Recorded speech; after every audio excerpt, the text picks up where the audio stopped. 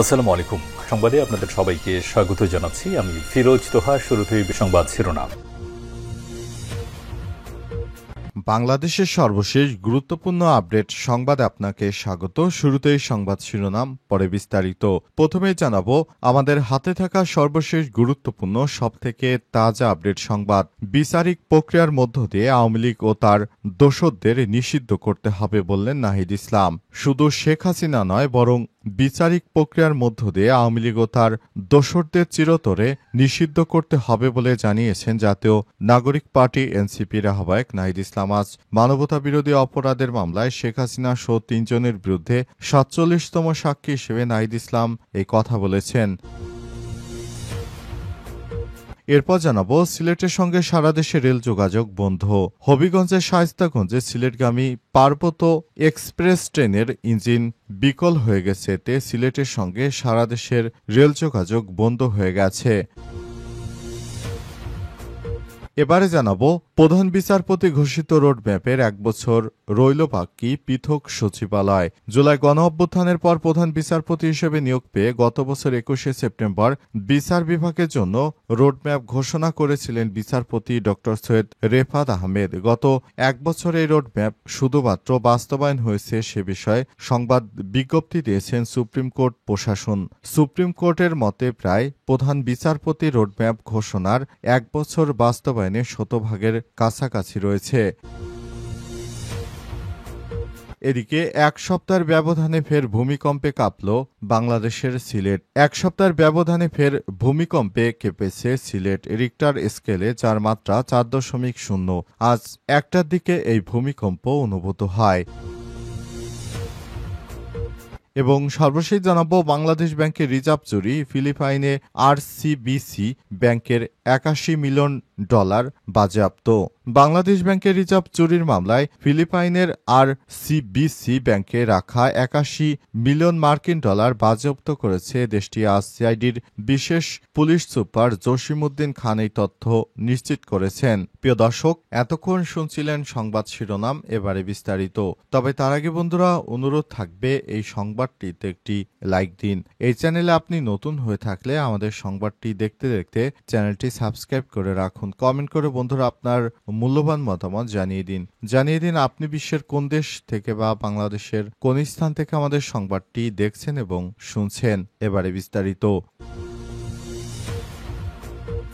বিচারিক প্রক্রিয়ার মধ্য দিয়ে আওয়ামী লীগ ও তার দোসরদের নিষিদ্ধ করতে হবে বললেন নাহিদ ইসলাম। শুধু শেখ হাসিনা নয়, বিচারিক প্রক্রিয়ার মধ্য দিয়ে আওয়ামী লীগ ও তার দোসরদের চিরতরে নিষিদ্ধ করতে হবে বলে জানিয়েছেন জাতীয় নাগরিক পার্টি এনসিপির আহ্বায়ক নাহিদ ইসলাম। আজ জুলাই আগস্টে মানবতাবিরোধী অপরাধের মামলায় শেখ হাসিনার পরিবারের ৩ জন সহ ৩ জনের বিরুদ্ধে ৪৭তম সাক্ষী হিসেবে সাক্ষ্য দিতে এসে জেরায় এসব কথা বলেছেন নাহিদ ইসলাম। তিনি বলেন, শেখ মুজিব ১৯৭১ সালের পর যে নির্বাচন হয়েছিল তখন তিনি ভোট চুরির মাধ্যমে মূলত ক্ষমতা পাকাপোক্ত করেছিলেন। এরপর যে সব রাজনৈতিক দল ক্ষমতায় আসে পর্যায়ক্রমে দেখতে পেয়েছি এবং তারাও প্রমাণ করেছে শেখ মুজিব তখন ভোট চুরির মাধ্যমে ক্ষমতায় এসেছিল, আর তার মেয়ে শেখ হাসিনাও একই প্রক্রিয়ার মধ্য দিয়ে দেশটাকে ধ্বংস করার দ্বারপ্রান্তে নিয়ে গেছে বলে নাহিদ ইসলাম তার বক্তব্যে বলেছেন। এছাড়াও নতুন বাংলাদেশ গড়ার জন্য শিক্ষার্থীরা নতুন রাজনৈতিক ম্যান্ডেট তৈরি করার জন্য যে নতুন বাংলাদেশের ঘোষণা দিয়েছেন সেই ধারাবাহিকতায় নতুন বাংলাদেশ গড়তে বদ্ধপরিকর। নাহিদ ইসলাম ছাড়া আরও অনেকেই শেখ হাসিনার বিরুদ্ধে আজ সাক্ষ্য দিয়েছেন। এর আগে সাবেক প্রধানমন্ত্রী ও স্বরাষ্ট্রমন্ত্রীর নির্দেশে আন্দোলনকারী ছাত্র সমন্বয়কদের তুলে নিয়ে ডিবি অফিসে নির্যাতন ও জিজ্ঞাসাবাদ করে বলে দ্বিতীয় দিনের সাক্ষ্যতে বলেন নাহিদ ইসলাম। এরপর সাক্ষ্য জেরা শুরু হয়। সিলেটের সঙ্গে সারা দেশে রেল যোগাযোগ বন্ধ। হবিগঞ্জের শায়েস্তাগঞ্জে সিলেটগামী পার্বত্য এক্সপ্রেস ট্রেনের ইঞ্জিন বিকল হয়ে গেছে। সিলেটের সঙ্গে সারা দেশের রেল যোগাযোগ বন্ধ রয়েছে।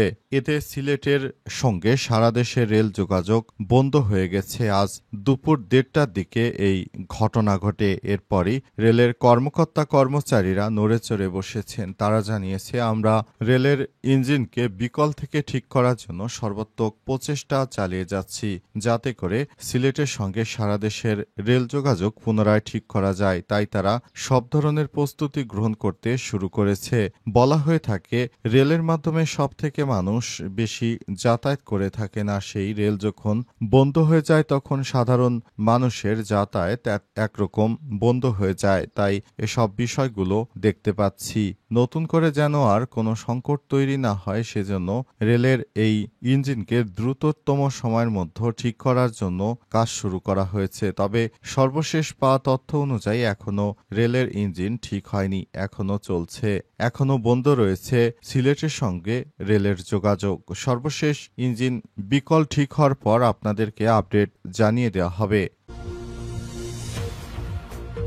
প্রধান বিচারপতি ঘোষিত রোডম্যাপের ১ বছর রইল বাকি পৃথক সচিবালয়। জুলাই গণঅভ্যুত্থানের পর প্রধান বিচারপতি নিয়োগ পেয়ে গত বছর ২১শে সেপ্টেম্বর বিচারপতি বিচার বিভাগের জন্য রোডম্যাপ ঘোষণা করেছিলেন বিচারপতি ড. সৈয়দ রেফাত আহমেদ। গত ১ বছরে এই রোডম্যাপের কতটুকু বাস্তবায়ন হয়েছে সে বিষয়ে সংবাদ বিজ্ঞপ্তি দিয়েছেন সুপ্রিম কোর্ট প্রশাসন। সুপ্রিম কোর্টের মতে প্রায় প্রধান বিচারপতি রোডম্যাপ ঘোষণার ১ বছর বাস্তবায়ন শতভাগের কাছাকাছি। বিচারপতি ড. সৈয়দ রেফাত আহমেদ ২০২৪ সালের ১১ আগস্ট বাংলাদেশের ২৫তম প্রধান বিচারপতি হিসেবে দায়িত্ব গ্রহণ করেন। এরপর ২১শে সেপ্টেম্বর সুপ্রিম কোর্টের মূল ভবনের ইনার গার্ডেনে দেশের অধস্তন আদালতের বিচারকদের উদ্দেশ্যে অভিভাষণ দেন। ওই অনুষ্ঠানে অন্তর্বর্তীকালীন সরকারের প্রধান উপদেষ্টা আইন উপদেষ্টা ড. আসিফ নজরুল, বিচারপতিবৃন্দ, বিচার বিভাগ সংস্কার সংক্রান্ত কমিশনের চেয়ারম্যান, আপিল বিভাগের সাবেক বিচারপতি এবং আগত জেলা আদালতের বিচারকবৃন্দ উপস্থিত ছিলেন। তারা সবাই যে ধারাবাহিকতা নিয়ে নতুন করে কাজ শুরু করার কথা জানিয়েছিলেন, মূলত সে বিষয়গুলো সামনে এনেছিলেন প্রধান বিচারপতি সৈয়দ ড. রেফাত আহমেদ। ১ সপ্তাহের ব্যবধানে ফের ভূমিকম্পে কাঁপল সিলেট। ১ সপ্তাহের ব্যবধানে ফের ভূমিকম্পে কাঁপল সিলেট। রিক্টার স্কেলের মাত্রা ছিল ৪.০। রোববার ২১শে সেপ্টেম্বর দুপুর ১টার দিকে এই ভূমিকম্প অনুভূত হয়েছে। এর আগে গত রোববার ১৪ই সেপ্টেম্বর বিকাল ৫টা ১১ মিনিটে ৫.৮ মাত্রার ভূমিকম্প অনুভূত হয়েছিল, যা এই বছরের মধ্যে সবথেকে বড় ভূমিকম্প হিসেবে বিবেচনা করা হয়। সিলেটের আবহাওয়া অধিদপ্তর সহকারী আবহাওয়াবিদ মোহাম্মদ শাহ সজীব হোসাইন বিষয়টি নিশ্চিত করেছেন। তিনি আরও বলেন, রিক্টার স্কেলে ভূমিকম্পের মাত্রাটি ছিল ৪.০। তবে ভূমিকম্পে ক্ষয়ক্ষতির কোনো তথ্য এখনও পাওয়া যায়নি। বাংলাদেশ আবহাওয়া অধিদপ্তরের ভূমিকম্প পর্যবেক্ষণ কেন্দ্র জানায়, ভূমিকম্পটির উৎপত্তিস্থল ছিল সিলেটের সুনামগঞ্জ জেলার ছাতক উপজেলা। তবে এই ঘটনায় এখনও কোনো ক্ষয়ক্ষতি বা হতাহতের খবর আমাদের হাতে আসেনি। ভূমিকম্প বিশেষজ্ঞদের মধ্যে রিক্টার স্কেলে ৪.০ তুলনামূলকভাবে হালকা ভূমিকম্প। তবে এতে সাধারণ বড় ধরনের ঝুঁকি না থাকলেও ঝুঁকিপূর্ণ ভবন বা দুর্বল অবকাঠামো ক্ষতি হতে পারে, এজন্য সবাইকে সতর্ক থাকতে নির্দেশ দেওয়া হয়েছে।